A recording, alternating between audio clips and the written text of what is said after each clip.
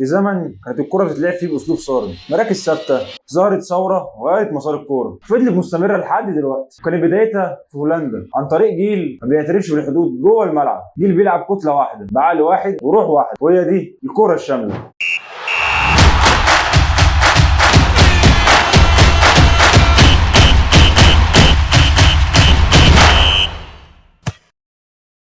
في البدايه كده ايه اصلا الكره الشامله؟ بمنتهى البساطه يا معلم، هي السيطره على المساحات والاحتفاظ بالكوره اطول فتره ممكنه وتضييق المساحات لما تفقد الكوره وتبادل المراكز المستمر بين اللعيبه. والبدايه كانت في القرن العشرين، كان ساعتها المدربين الانجليز سابقين عصرهم في التفكير، كانوا ساعتها منفتحين للهجره الى اوروبا بعد الحرب العالميه الثانيه، وده اللي اتاح ليهم تنفيذ تجارب كان ساعتها بيتبص لها في انجلترا انها طرق مثاليه جدا لا يمكن تنفيذها في ارض الواقع. من هنا ظهر اسم اللي اغلب خبراء الكره الاوروبيه اجمعوا ان هو دوت الاب الروحي للكره الشامله، هو الانجليزي جاك رينولدز ازاي يا معلم؟ كان مجرد لاعب احتياطي في مانشستر سيتي، بس زيه زي لعيبه كتير، كانوا لعيبه مش كبار لكنهم اصبحوا مدربين عظماء. المهم يا صديقي ان جاك بعد ما اعتزل اول محطته التدريبيه كانت مع فريق سانت جالين، وكان ساعتها من المنتظر انه يمسك منتخب المانيا، والكلام دوت في 1914، بس ده كله ما حصلش، وده بسبب الحرب العالميه الاولى. وبعدها بسنه جاك بيروح لهولندا ويبقى المدير الفني لنادي اياكس من 1915، وقعد معاهم 25 سنه، بس كانوا 3 فترات منفصله. كان اول رحيل يعني النادي ده كان ساعتها بسبب خلافات مع مجلس الاداره، اما الرحيل الثاني كان بسبب الحرب العالميه الثانيه. تم اعتقاله في المعتقل اللي كان ساعتها اسمه تويست، ودي كانت مجرد مستشفى الامراض العقليه سابقا. بعد الحرب العالميه الثانيه بالتحديد سنه 1945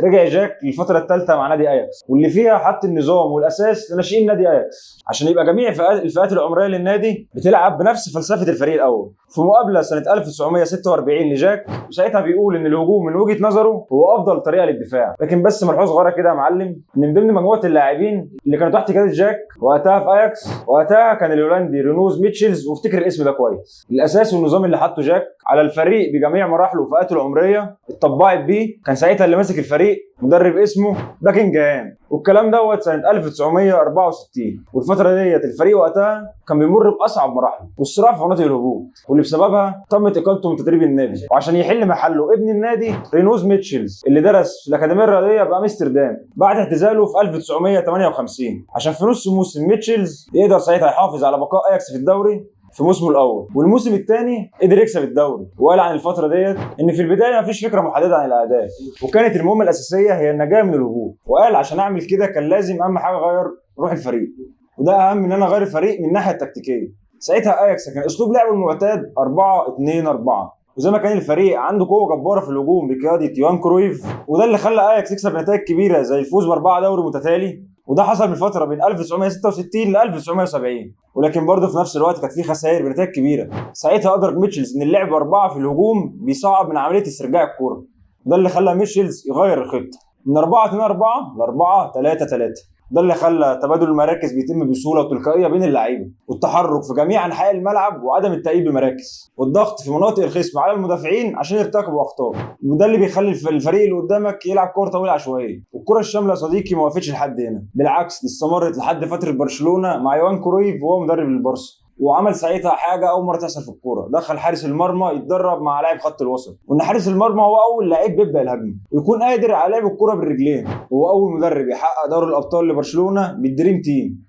وده اللي قلل الفجوه الكبيره في الالقاب بين ريال مدريد وبرشلونه، ودخل برشلونه في المنافسه. وبرده الكره الشامله ما وقفتش لحد كرويف، استمرت وكملت، وقام رائد ليها حاليا بيب جوارديولا اللي قدر يكون افضل فريق لعب كره قدم في التاريخ، واللي لسه لحد دلوقتي بيلم جميع الفرق وجميع المدربين. والفريق دوت هو برشلونه بيب جوارديولا. النجاحات الكبيره اللي قدر يحققها مع الفريق دوت، وجوارديولا نفسه نسب الفضل للنجاحات ديت لفكره الكره الشامله. واحدث المنضمين للكره الشامله واللي عامل فريق سفاح وقدر ياخد بيه دوري الابطال السنه اللي فاتت لويس انريكي مع باريس سان جيرمان، بمجموعه من اللاعبين الشباب ومنظومه وسيستم قادر يحتوي جميع مهارات اللعيبه ديت مع الجماعيه في الاداء.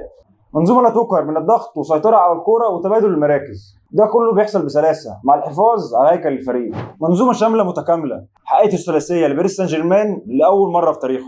ده كانت حلقتنا عن الكره الشامله. ما تنساش بقى يا معلم اللايك والسبسكرايب والكلام الحلو ده، ولو عايزنا من اي حاجه عايزين نتكلم عنها قولوا لنا في الكومنتات. سلام.